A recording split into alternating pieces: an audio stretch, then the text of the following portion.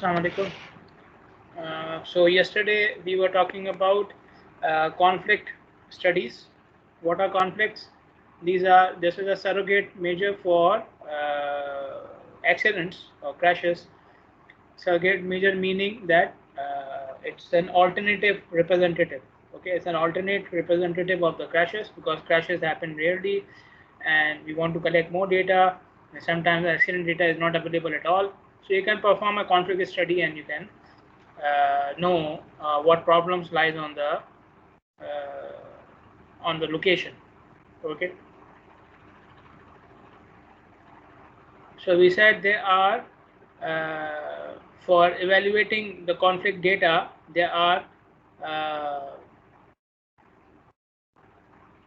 were four methods, right? Four methods including before and after, cross-sectional, reference group, and frequency method.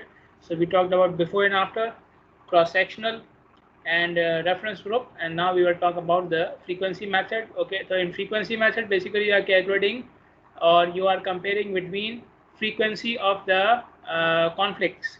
Okay, so this method is more commonly used than other methods because in other methods, if you look at their description, either you need data in two different time periods, like in before and after study, or you need data from multiple sites. Okay, in the other two methods you need data from multiple sites. Okay, in this method you are focusing on one site. Okay, that I will only collect data from this particular location, and then you compare with the conflict rates for the same location. Okay, so obviously where other methods cannot be applied, you can apply simply the frequency method. Okay, the only thing you have to do is you have to identify for which location you will apply the method. Okay, what is your problem location? What is your hazardous location? Because obviously if you are not comparing between sites, then or you are not doing before and after, then which location should I select? So this location is selected through public input. People are complaining about a particular location. Political interest, some minister calls you or the head of the transportation department is interested in a particular highway or particular location, or maybe because of the media. Okay, media is reporting accidents or creating a hype for a location, and so you select that location, you start your conflict studies for that location. You need two types of data to perform frequency method for field evaluation. uh, you need data about the observation of driver actions that required a change in direction or speed to avoid a collision. So basically the conflicts. You need the conflict data. This is how we define the conflict. And the driver action that he has taken to avoid the collision, to avoid the crash. Okay, so that is a conflict. So you need the conflict data. How many conflicts happened at a particular location? Okay, and the conflicts are basically driver actions to avoid the collision. And then you have to count the number of vehicles which are moving through the intersection as well. Okay, which are moving through the intersection, so that you can find out the rate. So we are finding out the rate on the basis of number of vehicles, conflicts per unit of vehicle, conflict per unit of vehicle. Okay, or you can also use time-based rates as well, such as conflicts per hour or conflict per day or conflicts per cycle. You see in this example, we have conflicts per day and conflicts per hour. Okay, although they are comparing between different sites, so it's a reference group study, but you can see the units here. Conflicts can be conflict rates can be counted for on time basis as well. Okay, so you need the volume. Volume, intersection volume is also known as turning movement counts, TMCs. TMC stands for turning movement counts, meaning the volume of vehicles going in different directions, right? The volume of vehicles going in different directions on the intersection, that is known as TMC as well. Okay, so you collect the TMC data, the volume data, and you collect the conflict data, and then you calculate the rate. If you cannot get the volume data, then you can calculate the conflict rate on the basis of time, like I said, per hour, per day, or per cycle. They have given one example here which is applied to all the methods. If somebody is doing hard braking, okay, he pressed the brake very abruptly and very hard, and it resulted in some skidding as well. Like you know, when you when you push the brake hard, the car doesn't stop immediately, right? You are trying to stop it immediately, but it doesn't. So it produces some skidding. Your car is going through the motion, going through the inertia slightly forward, although you are trying to stop very hard. So this is a conflict. This is a conflict. Somebody changing the lane abruptly, that is also a conflict. Okay. But normal operations, for example, you are taking a right turn, and before you take the right turn near the stop line, you brake. That is normal braking. That is not a conflict. Okay, that is not a conflict. Conflict is when something was about to happen when you applied the brake or when you applied the lane change. That is the conflict. So keep this example in mind to clarify the concept of a conflict. If you are observing other modes at the intersection as well, then you have to take the counts for them as well. Okay, and then you will find out the conflicts for them. Okay, conflicts again meaning the risky behavior from these other road users, for example, bicycle riders or pedestrians. So yesterday I showed you a couple of videos in which some conflicts were related to the pedestrians as well. Okay, you can take a look at the last lecture and you will see in the videos that some of the conflicts were related to the pedestrians as well. So then you need to calculate the pedestrian rates as well. Okay, now let us look at an example. In this example, I will go through the procedure because obviously they are presenting data and just calculating the rates. Okay, so they had an existing diamond interchange and they change it with a diverging diamond interchange. Okay, I will show you the diverging diamond interchange in the coming slide. Okay, so basically in the diverging diamond interchange, you ask the driver to cross from one side of the road to the other side of the road. Let me show you like this. Okay, so there are the ramps. So wherever the ramps are coming, wherever the ramps are joining the freeway, you ask the driver to cross over to the other side. So these drivers will go from here to here and these drivers will go from here to here. This is known as diverging diamond interchange. And again, when they come towards the ramp, they will do it like this. Okay. Normal diamond interchange doesn't have this crossover. Okay, so it will have ramps like this. Okay, so ramps coming on freeway simply. Okay, that is a diamond interchange. Okay, without the crossover. With the crossover, this is diverging diamond interchange. Okay, so they applied diverging diamond interchange because of any reason, and then the Department of Transportation started receiving the calls. So this is now location identification through public input. Public is complaining that we are having unsafe driving conditions at the interchange. This is a newly built site, newly constructed site. So if you go for the number of accidents, you may not find any. But since people are complaining, you need to pay attention. Okay, so you do a conflict study on that side. Okay, you do a conflict study on that side to recommend, to identify the problems and to recommend countermeasures. Okay, so first of all, like I said, I will go through the procedure. The first procedure is draw the geometry of the interchange, and again draw all the possible movements, and for those movements mark the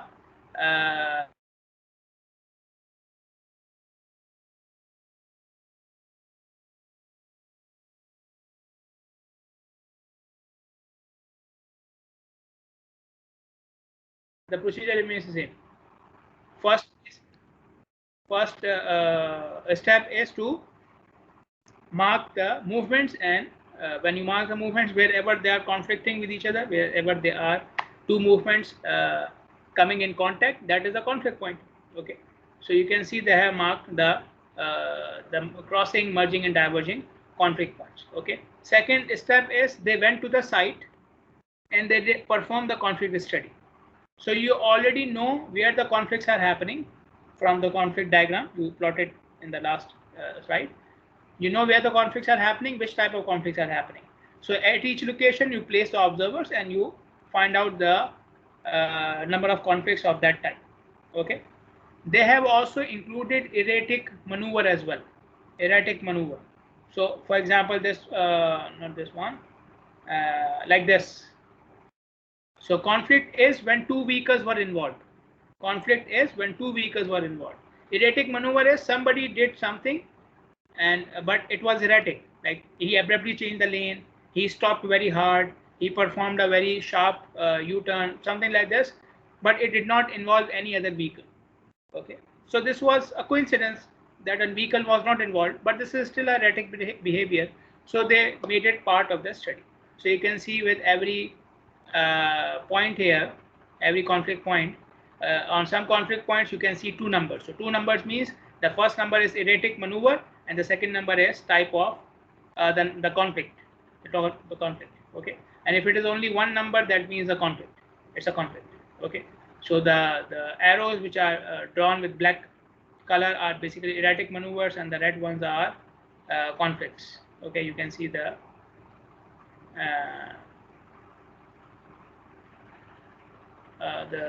legend over here. Okay, then which type of conflict, that is also given here.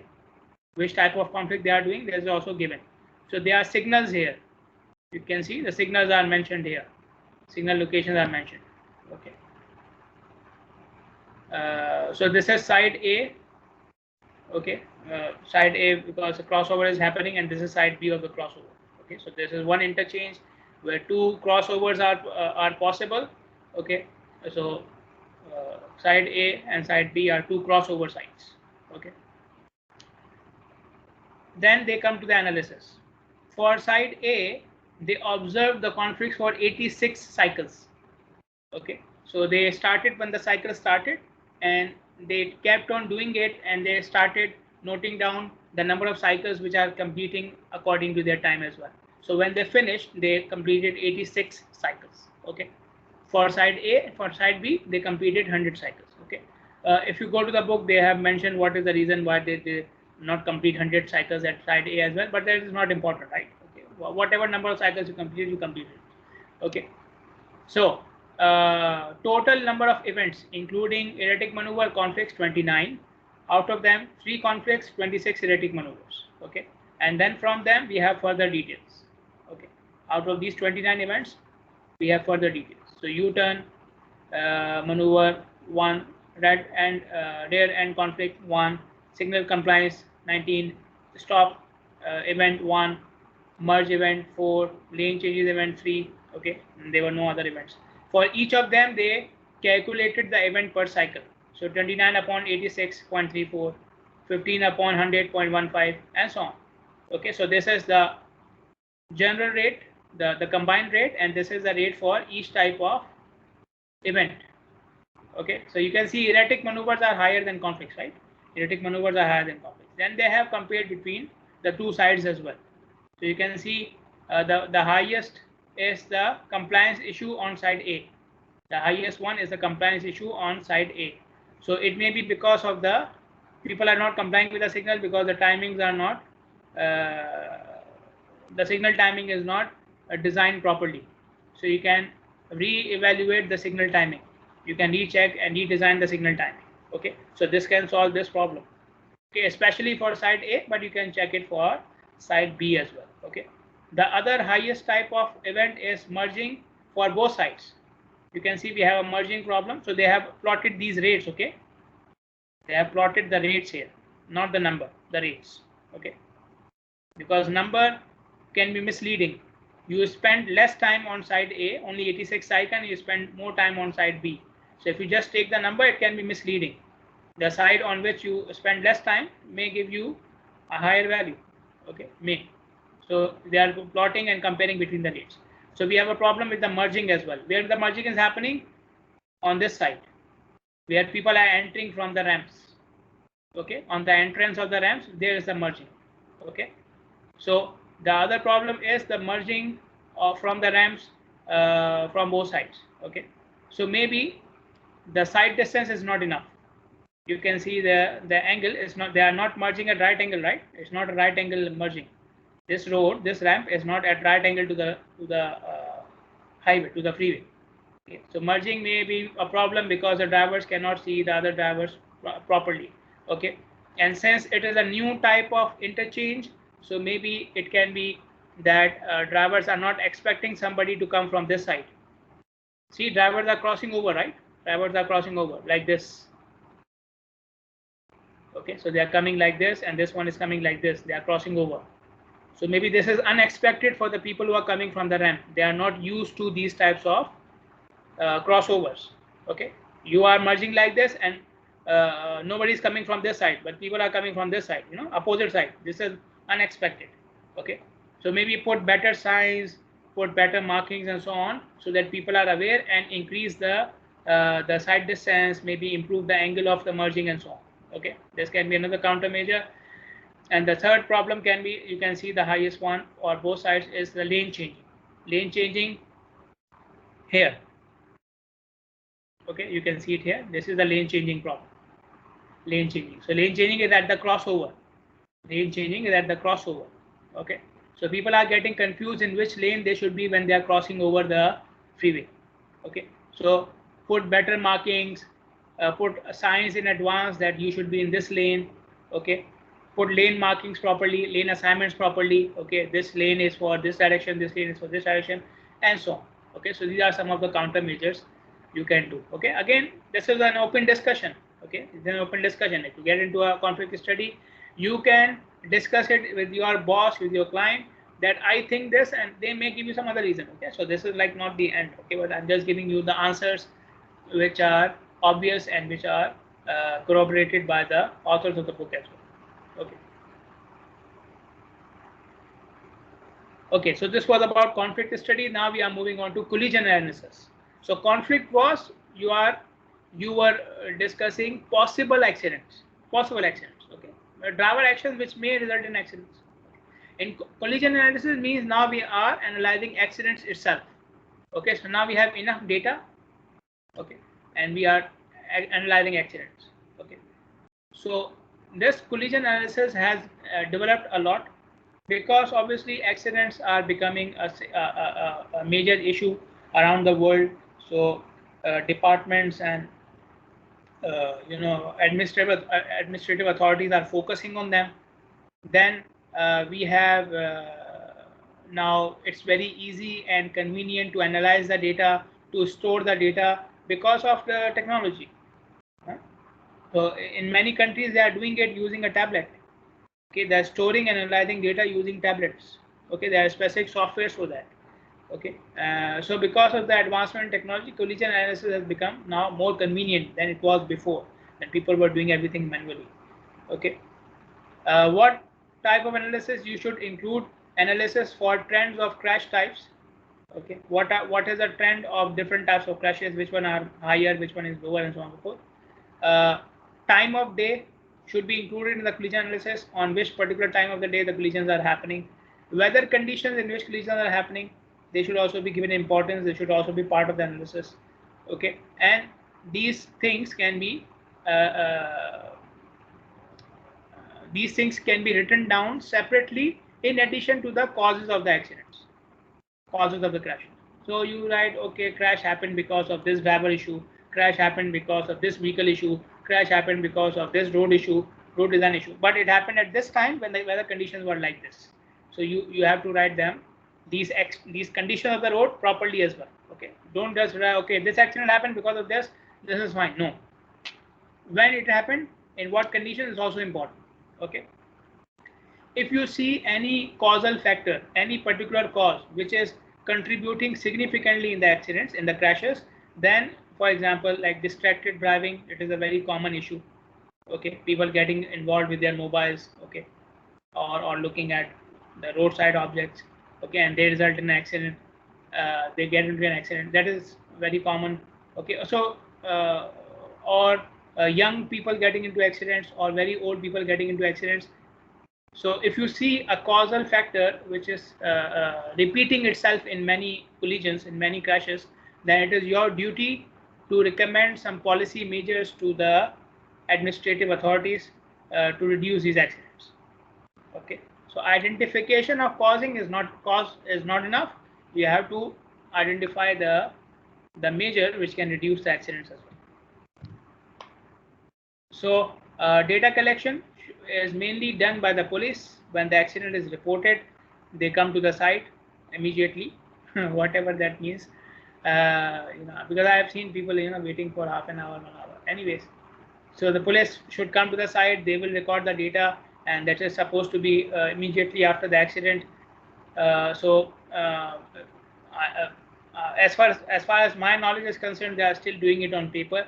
They are still recording the data on paper, but it is a recommendation. Okay, I have a student she is doing masters, and they are recommending that there should be apps, which softwares on which they can record the data on tablets or laptops directly. Okay. What information you can include? Information about the drivers and passengers who were involved in the accident, their gender, age, condition. Okay. The information about the vehicles, how many vehicles, which type of vehicle. Okay. The roadway conditions. Okay. Road geometry, weather conditions, so on. Condition at the time of accidents, including weather and lighting and so on. Narrative describing the event. So you ask the drivers how the accident happened. Okay, and whatever their story is, you write it down. A sketch which shows how the vehicles struck each other or how they struck the objects. Okay, a sketch. Okay, there are some websites, there are some organizations which have made their accident data online. Okay, so I have listed them down here for your interest. If you want to have a look how accidents data looks like, then you can go and have a look at these sites on these organizations. Okay, so they have their accident reports and crash reports and accident data. Many things are available on it. Okay, obviously we cannot go through each one of them.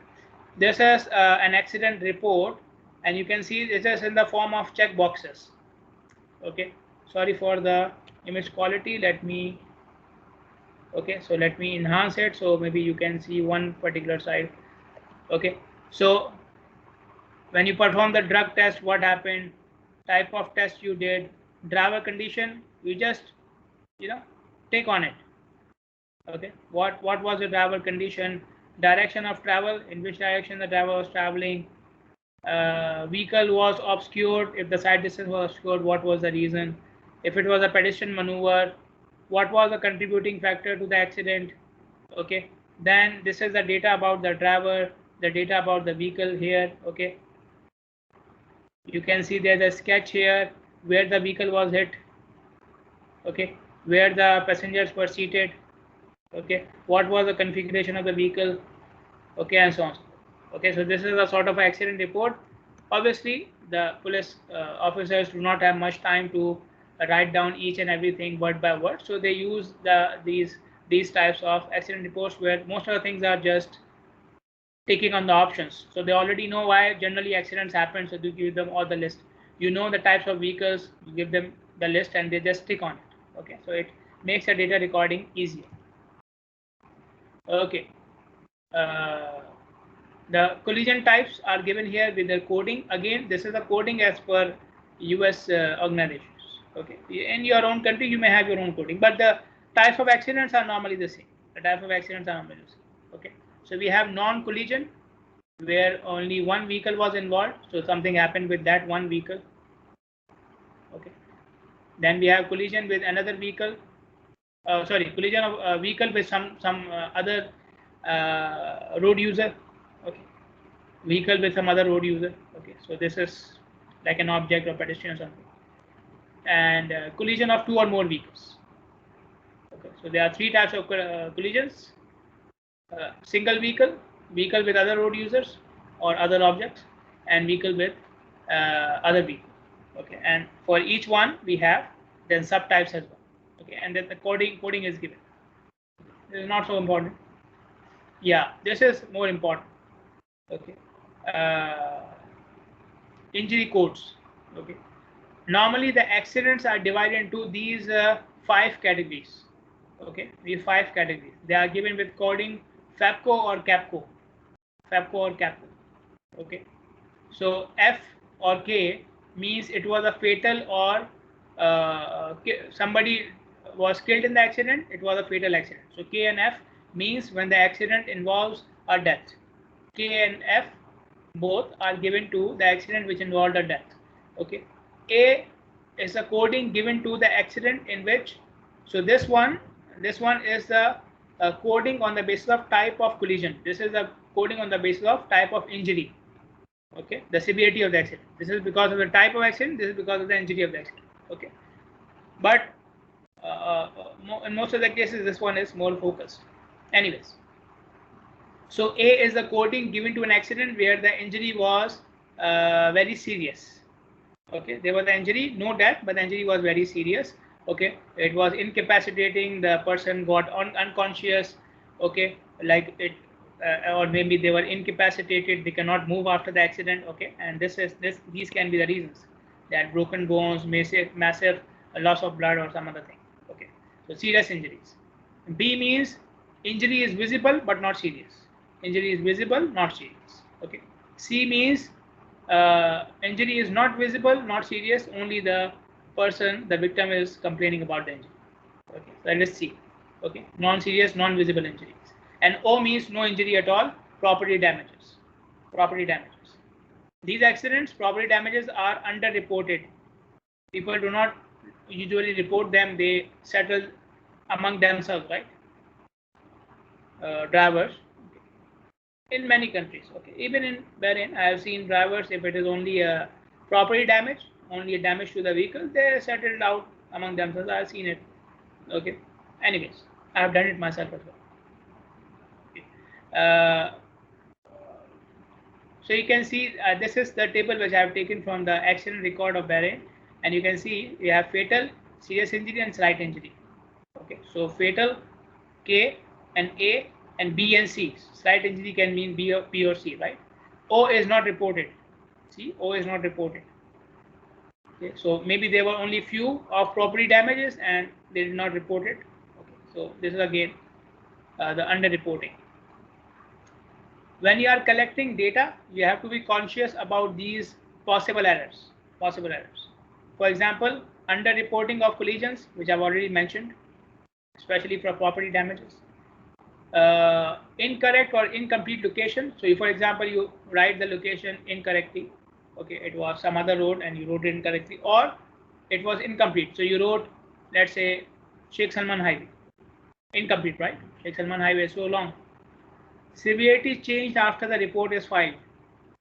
Okay, so the you reported, let's say, type A, serious injury, but it is somebody died because of that injury after few days. Okay, so it changed from type A to type K. Okay, from a serious injury to fatal accident. Okay, but maybe you don't know about it.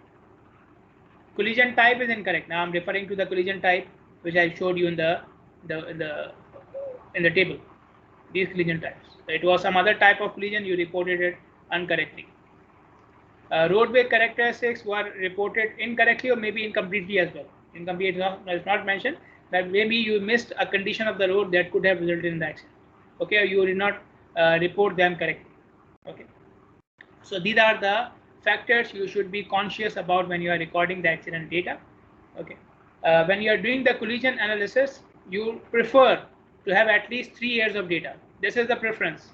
Have at least 3 years of data, provided that nothing has changed on the site in these 3 years. No change in regulations, no change in roadway characteristics. Okay, in that case, it is a preference to have 3 years of data. If you can have 3 years of data without any changes, this is the most preferable thing, because accidents happen, like I said earlier, I keep on saying, they happen rarely, so their number is very small. So if you are focusing on 1 or 2 particular years, then you may get a very small number of accidents. They may not be sufficient for doing any analysis. For example, in 1 year you have 1 accident. Is it enough to do any analysis? No. Okay, so maybe in that particular year accidents happened. Accident did not happen because of some other reason. Okay, we don't know. So if you have more years of data, it will give you a good enough set to do the analysis. Okay, how do you identify the sites on which you should do the collision analysis? How do we identify? So we call it pre-screening. Pre-screening. Okay, so you have to identify hazardous location. Why do we want to identify? Because we have limited funding. Our funding is limited, so I cannot start improvement on all the sites of the city at one time. Okay, so I have to identify sites which are more problematic, more hazardous. Start from those sites. Okay. whenever we are making some changes, we are focusing on reducing the number of crashes. Your sites can be spots or segments. The sites which you are selecting can be spots or segments. What are spots? Spots are short segments which have significantly different characteristics from the surrounding spots or segments. Okay. Spots or spots are those points, those locations of the highway which have very short length. So you see they have mentioned here 0.2 to 0.3 miles. Okay, so they have very short length in a few hundred feet, and their characteristics compared to the immediate segments and spots are completely different. For example, intersections, curves, short bridges. So their characteristics from the immediate segments and points are completely different. Okay. So spots are basically short segments or points where the characteristics are changing after a very small distance. Okay, so you can do it for them, and like intersections, or it can be segments. Segments are longer. You can see it may go up to 1 or more than 1 mile. Okay, but they have homogeneous features. Their characteristics are not changing.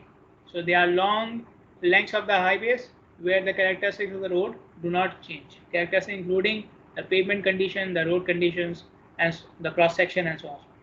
Okay, so they are the segments. So your sites can be spots and segments, but you need to treat them differently. You cannot combine them. Okay, when you're comparing between spots, you will compare between spots. Okay, you can compare between segments differently, separately. Okay, the pre-screening methods include these. Okay, so there are 6 methods. We will go through each one of them. Okay, starting with collision frequency. So number of accidents per unit time, number of accidents per unit time. And again, if you are doing it for only 1 year or 1 or 2 months, then you may not have enough data to calculate the frequency, right? If you have only 1 month of data, 1 year of data, how will you calculate accidents per year? So you need more data so you can calculate the frequency, average frequency for the complete time period. Okay. So collision frequency, very easy method. Number of accidents divided by the time in which the accident happened. Okay, and you can see a diagram here which is showing the crash location data for New Zealand. So in this you can see they have shown the collision frequency in the form of circles. So bigger circle means higher frequency. Bigger circle means higher frequency. Okay, and then within each circle you can see the proportion of accidents as well. Okay, so circle where you see the red, that red means fatal accidents, green means non-injury accidents, property damage, and blue means injury accidents. Okay, so for each location you see how many accidents happened, like where you have the highest frequency. So the highest frequency is here and here and here. Okay, and what type of accidents happen more commonly? For example, if you take this site, then injury accidents were more common. Okay, if you take this side, for example, then injury and non-injury both were almost the same, and so on. If you take this side, then injury accidents were more common, and so on. Okay, so you can prepare a chart like this, but basically you are just trying to find out collision frequency, accidents per year. Okay, you can focus on a particular type of collision as well. For example, I will only include frequency of fatal accidents. You can do it like this. Okay, depending upon what is your objective. Okay, or you can only include pedestrian accidents, because pedestrian accidents are happening more commonly. Okay, let us do it only for pedestrian accidents. Okay, so you can do it for total accidents or only for a specific type of accidents, collisions. Okay, this method is very easy. You just need the number and the time period. Very convenient. Does not require much calculation, but the results are biased towards the busy locations. Locations which have higher volume will have higher accidents as well, right? Locations on which there are more vehicles are bound to have more accidents as well. Okay, so in this method, you end up with locations which have higher volume as well. Okay, you eventually end up with locations which have higher volumes. Okay, because they have higher chance of accidents. So accidents happen more commonly. So their rate is higher, frequency is higher. You can apply the collision rate method. In collision rate method, you are calculating the accidents on the collision rate on the basis of traffic, volume of traffic. Okay, per unit vehicle. Collision per unit vehicle. Collision per unit vehicle. So you need the volume data and then as well as the collision data, accident data. Okay. Now this method is biased towards low volume road, because if the volume is low, the rate will be higher, right? Collision upon volume. So if I decrease the volume, the rate will eventually be higher. So one accident on a high volume location will result in a lower rate as compared to one accident on a low volume road. Okay, so this method, collision rate method, is more biased towards sites which have higher, lower volumes. Okay, lower volumes. Okay, so we use this method with collision frequency. We use this method, collision rate method, with collision frequency method. So we use them together. Okay, how? For example, you put a threshold, a limit of frequency. If the frequency is above this, then I will calculate the collision rate. Okay, so for example, 5 accidents per year. This is your limit. So I have 100 sites. Out of 100 sites, I will first of all filter the sites which have 5 or more collisions per year. Okay, so collision frequency filter applied. Then let's say after applying that filter, now you are left with, out of 100 sites, only 10 sites. From those 10 sites, you will calculate the collision rates. You will now calculate the collision rates. Okay, out of those 10 sites. So as I told you, the collision frequency method is biased towards high volume road. This one is biased towards low volume road. You combine them so that you have a balanced conclusion, a balanced result. Okay. How do you calculate the rate of accident? 2 equations given, one for the spot, other one for the section or segment. So you need the number of accidents, A, you need the time period for which accidents were taken, and you need the volume. Okay, and if you are doing it for a section, then you need the length of the section as well. Okay, so I am calculating what? Accidents per year, and then you can see I am multiplying with 1 million as well. This is the scale for volume. So I am not calculating accident per vehicle. I am actually calculating accident per 1 billion vehicles. 1 billion vehicles. Okay, because, and 365 is for the year. 365 is for the year. Number of accidents are taken for 1 year. Okay, so that's why I divide by 365. Okay, oh no, sorry, 365 because the volume is per day. Sorry, so volume is per day. I want to convert it to the whole year. So V into 365. The volume is AADT, average annual daily traffic. So I multiply by 365. So I have the total volume of the year, then the number of years, and then the accident, and multiply by 1 million, so that you have accidents per year per 1 million vehicles. In this case, okay, for the spot you have accidents per year per 1 million vehicles. Okay, for this case you are multiplying volume with 365 and with length as well. So when you multiply volume with length, it becomes VMT, vehicle miles traveled, right? Vehicle miles traveled. So this is accident per year per 1 million vehicle miles traveled. So for a section, we are using accidents per year per 1 million vehicle miles traveled, and for spot, this is accidents per year per 1 million vehicles. Okay, but in both cases, the scale is 1 million. Okay, let us look at a quick example. We have a Department of Transportation which has a total budget of 2.3 million. 2.3 million. So they asked the departments, their sub departments, okay, to provide them the sites which are dangerous in their areas. Okay, so they came up with 8 locations. For these 8 locations, they have the number of collisions. Okay, and for these 8 locations, they have the AADT for each row. Okay, so they are all intersections, right? So we have 2 rows. So this is for ADT for each row.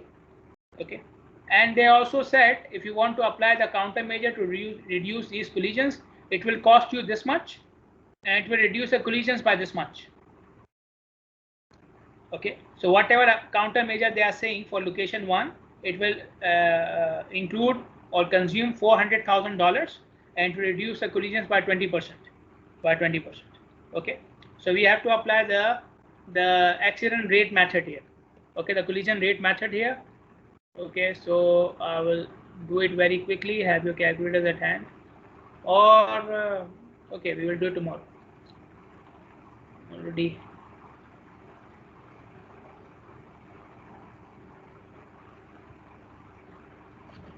We do the example tomorrow, inshallah. Not tomorrow. Do it when? Thursday. Thursday.